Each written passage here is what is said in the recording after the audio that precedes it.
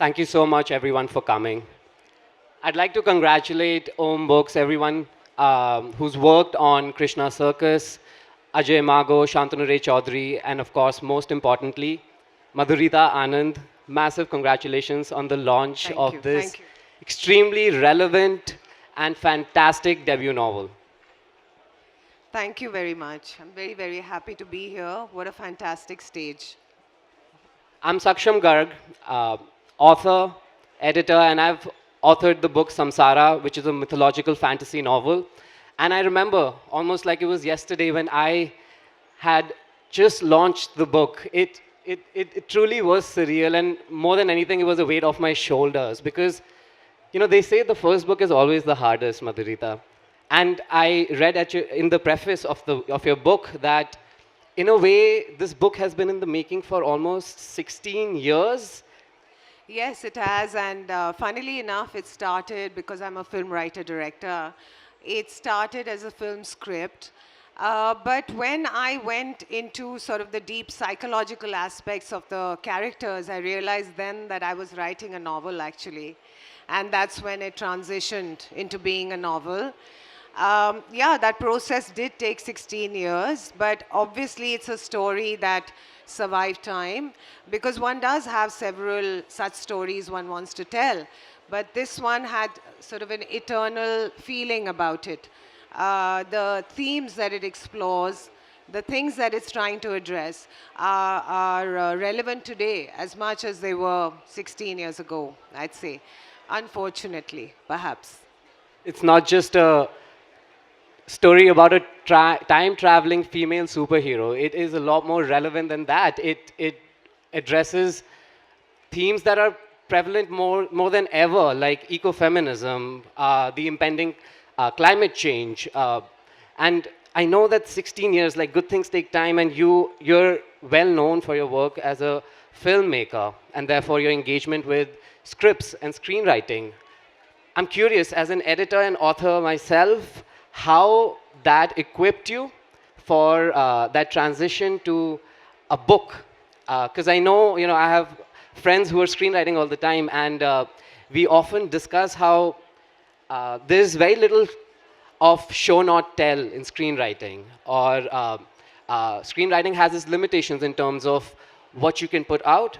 The book, on the other hand, does not have these limitations. You can pen down almost anything that you can imagine, and you have to actively engage when writing in fiction in showing and not telling. So tell us about this transition, and what is it that you thought truly fortified you to write the book, and the weaknesses that came along with the experience as a screenwriter?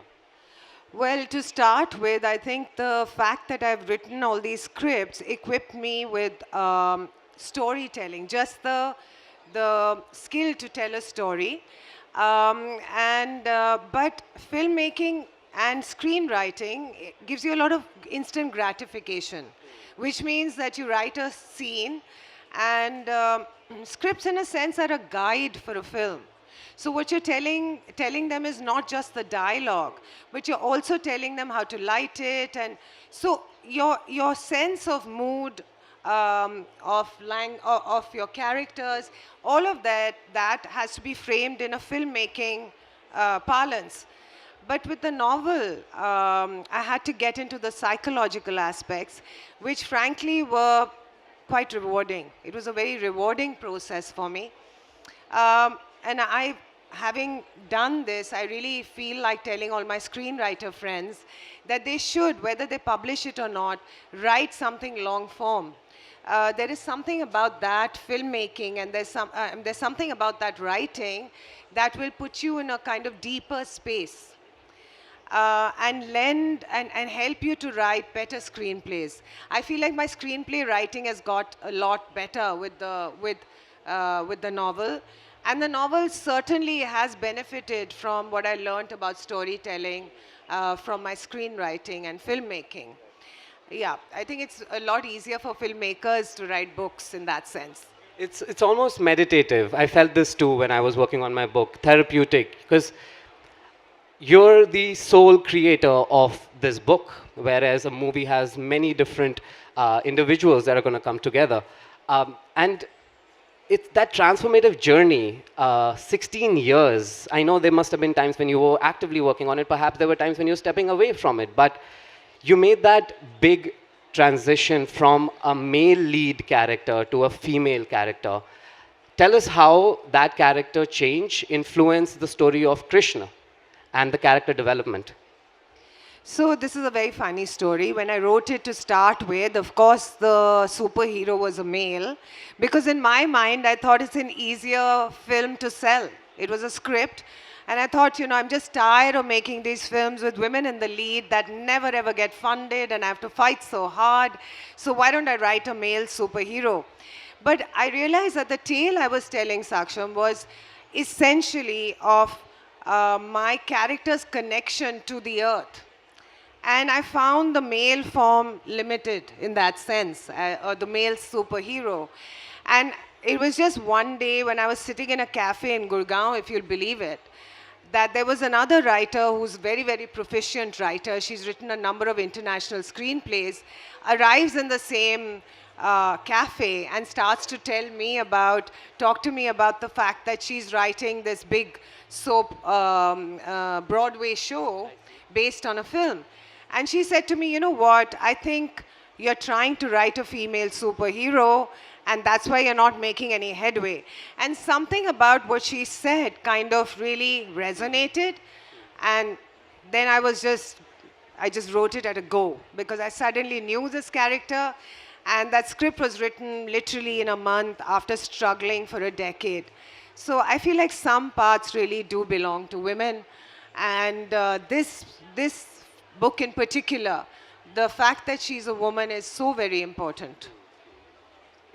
The entire journey does see the piece of work transform, change, adapt in many ways. I felt this myself when I was working. And I'm curious about the title. At what point did you center in on the title? And Madhureeta, why have you called the book Krishna Circus? So actually, the title, I would say, came before anything else. When I was making my first film, we had these massive paintings made by the poster makers in Bombay. The erstwhile guys who used to make these big hoardings. And I was standing in front of one of these gorgeous big sort of paintings, and I just felt like here, this painting was somehow giving me a portal back into time, where there was nature was more prolific than it is now. And I stood there, and I don't know why, from where it came, but it was just Krishna Circus. But like I said, at the time, Krishna was a man. Why Krishna Circus? Well, because I think that mythologies as they exist today are rather limiting. They have, our civilizations are all stories. We are, at the end of the day, a story. And now for years and decades and centuries, we have heard one story, and that is of a man who goes to great difficulty and somehow perseveres and kills a bunch of people, destroys a number of things, and that's his win, because he gets power. I think a lot of women would approach that rather differently. And I thought to myself that Krishna also needs a retelling. And Krishna himself is one of our most gender fluid gods. He has often taken the form of a woman and a trans person and so on and so forth. And I thought he was the absolutely right figure for a woman. Also, there is the Krishna Leela, as it is known, is a creation, is the act of creation itself. And I thought Krishna Circus would be a nice play on that, because in the book she has this magical circus that can do anything and has portals back in time. So yeah, that's why, and you can see it in the cover, the portals somewhat. Yeah, I was instantly attracted by the title, the cover. When JLF had initially reached out and said, "Hey Saksham, we'd like you to be part of this launch for Madhureeta Anand's Krishna Circus. I was definitely intrigued, and I remember getting the PDF of the book a little earlier before, and quickly going over the preface. And I made a note of this. When talking of mythology, Madhureeta Anand says, and I quote, "The majority view has become the authority that disapproves and controls anything outside the hard lines. Krishna Circus steps over that line and tells it is not necessarily as it was told, but, sorry, steps over that line and tells it not necessarily as it was told, but as it was heard." So tell us a little bit more about how Krishna Circus attempts to challenge the majority view. Well, for too many years now, there are these polarities that are created, not just in mythology, but in life itself. Women have two choices, either to be awfully brave or be awfully meek. And being flawed is very hard because the flaws of women somehow tell not just on their characters, but on characters of families. And so we are not allowed to live with a nuance. And the same thing has happened to our mythological characters over the years. So you have, for example, Sita, who transforms from Valmiki Ramayana to Tulsidas Ramayana, from being quite a strong woman to being quite a meek one. We have that happen so often. And so women have been, Indian women particularly, have been left without nuanced, flawed heroes. I purposely use the word heroes because somehow the word heroine has got a connotation. And I think we all want to be heroes. We all want to claim being flawed. We don't want to be right all the time.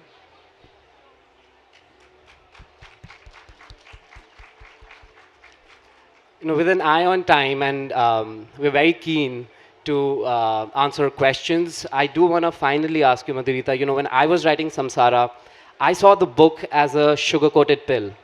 There was the message that I wanted to deliver through the book, which was surrounded by the love, the laughter, the plot, the characters.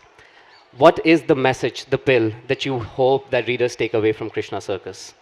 Well, to start with, the pill is really quite sweet. It's very, very funny, and it kind of cavorts through the whole landscape. Uh, but what is it trying to do? Well, the fact is that right now there is a crisis. There's a world crisis. We were talking about it just before. We'll be talking about it right after. And it is really centered upon an essential fact. And the fact is that there is only just one version out there. But there has to be a more circular, a more inclusive, a more intersectional way of doing it. And all of that, intersectionality, all of that has to do with our connection with nature and with the environment. Women are forced once a month to confront that. We have to, we all know how our periods sync up when we're together. It's a freaky thing that happens, but we know it. We know in childbirth what goes on. And so we have no way of attacking nature or going against it. We can't. We are with it. But around us, we see it being marauded. We see it being attacked. It feels like a personal attack. And I wanted to give women a story where they can have the chance to participate in saving it in their own way. So my superheroes are not killing anybody.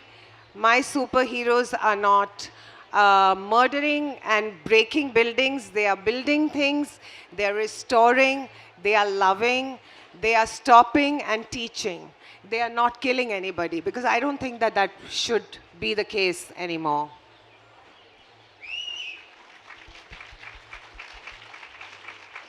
I cannot thank you enough, Madhurita, for being such a delightful speaker, for being so honest, unfiltered, and offering us a piece of your heart in the form of Krishna Circus. Thank you so much. It's just wonderful to be here, really. It's amazing. I'd like to formally announce once again the launch of Madhurita Anand's fantastic new novel, Krishna Circus, and encourage everyone to get a copy. And without further ado, let's dive into the questions. Yes, please, if anybody has any questions.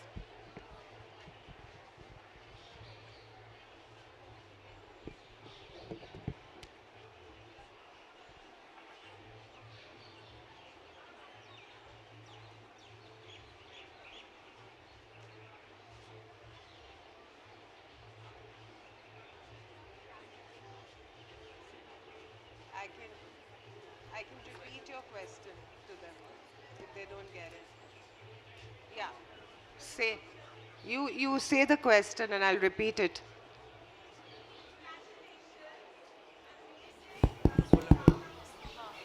Hello. Thank you. Thank you. Uh, Sorry. Congratulations. So proud of this moment for you, and it's just such an honor to be here at this point. And when you said childbirth, menstruation, I just wanted to add menopause because we shouldn't forget the women with gray. I just wanted to ask you, for many authors, a book is also kind of a biography. So how did you associate, and I'm going to pick the book up for sure, associate with the key characters? And I know your film and your work. So how do you see this for yourself? Do you associate with, do you think your art and literature, your writing is making a difference? Are you hopefully building that new world for us? Actually, I've been writing throughout my life, and the novel has really taught me that it's possible and to write that long form. And so I am right now working on a sort of a memoir of sorts, a filmmaking memoir. And yeah, and really, Krishna Circus is, of course, everything that I believe in. There are some personal instances in the book from my life that I've included, including the passing away of my younger sister 3 years ago. I was able to work it in, and that's the magic of a superhero universe, that you can say everything, even the cutting stuff, and make it sweet. I will be writing more.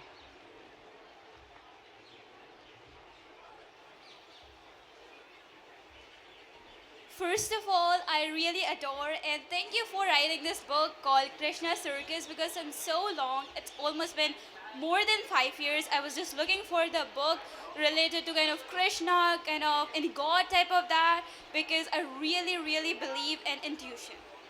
And inspiration could be a Steve Jobs. So yeah, that's stuff. But yeah, so my basic questions to you is that as you wrote this book called Krishna Circus, so taste bit stuff from that also. But what's your perspective when it comes to intuition?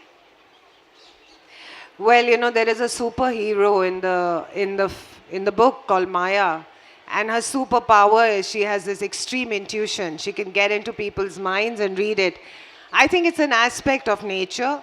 Intuition is an aspect of nature, and the more connected you are to what is around you, intuition is just a step away. You just flow into intuition. So I don't think you can deny it. I think it exists. You can ignore it, but it'll be to your detriment.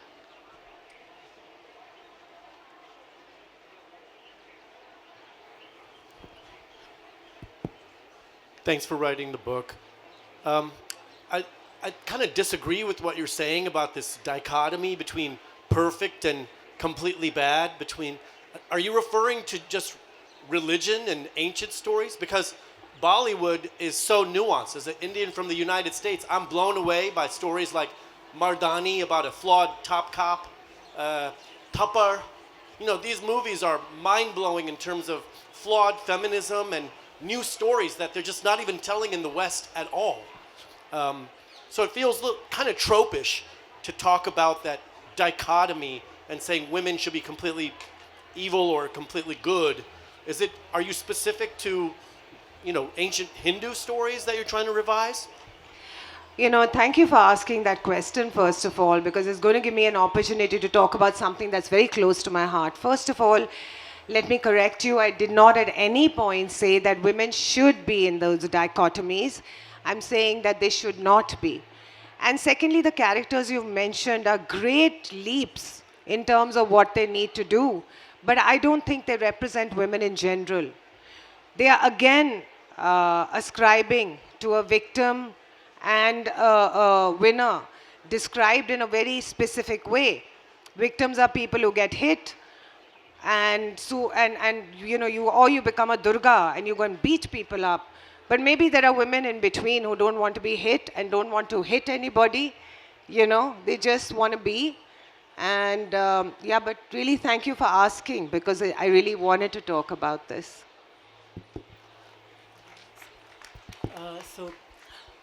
You said that your hero, you wanted a female to play that.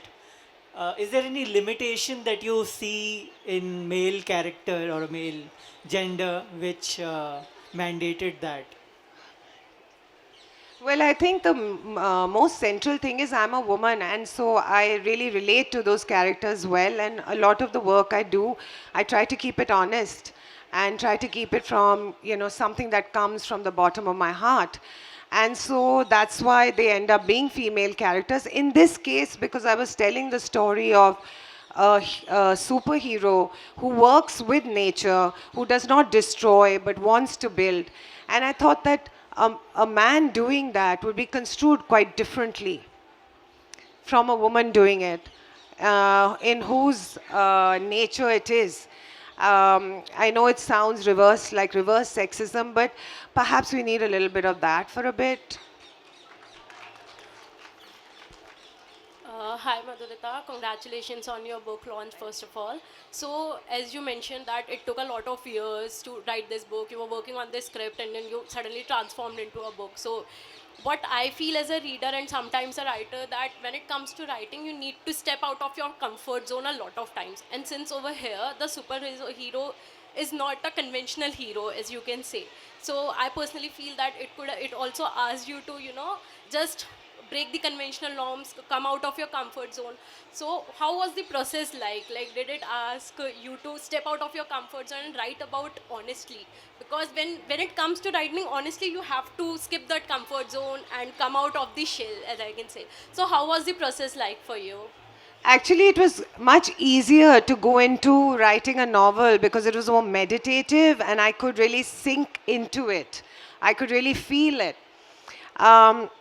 Having said that, there were times when I said, what have I taken on? It's too long, it's too arduous, and it is compared to screenwriting. But it is so rewarding ultimately that I know that I will try it again. Yeah. Okay, so my question is that you said you wrote the story about Krishna with a different perspective. So, is there any chance we are going to see Radha in a different role? Yes, I'm sure that you will. Actually, she's there, but of course she's male and she represents the truth like she did for Krishna, the male god. You'll find it in the book. You'll find Krishna's Radha in the book, yeah. Yeah, so I guess my question was not proper or not completed. So I want to say that I believe in God, of course, and I also believe in intuition of doing something which is revolutionary type of, like Steve Jobs and those old billionaires do so, and like that. So what are your thoughts on it with kind of believing in God, but also believing very deeply in terms of intuition, in terms of developing something which is nobody ever expected or revolutionary as so Apple, iPod, iPad, and those all stuff. So believing. Yeah, thank you. I don't think the two are mutually exclusive. You can believe in God or not believe in God. You can believe in one God or the other God, or like do whatever, Intuition is intuition. It should belong in everybody's heart, and it does actually. The only reason if it doesn't present itself, is because you repressed it, because you sat on it. Every single person has intuition. And we do exercise it in small ways. It has nothing to do with your belief systems. You can keep your belief systems and the intuition, and they're perfectly complementary.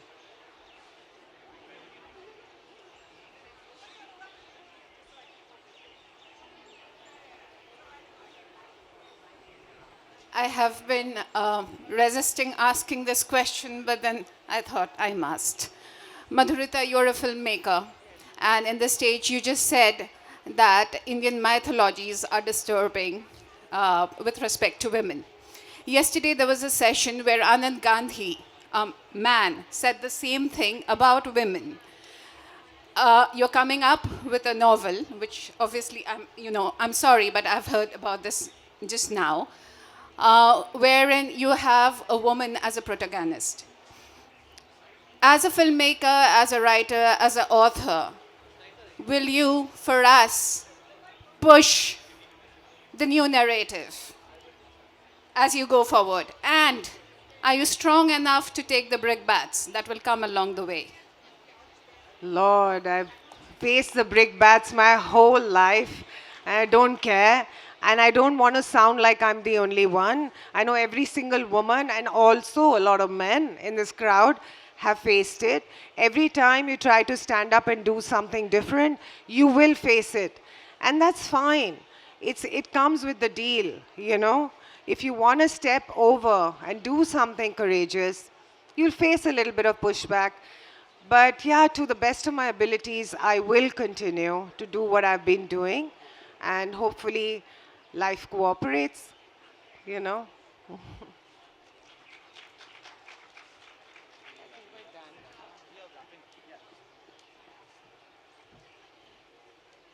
Ladies and gentlemen, please give a huge round of applause to Madhureeta Anand and Saksham Garg for this incredible session.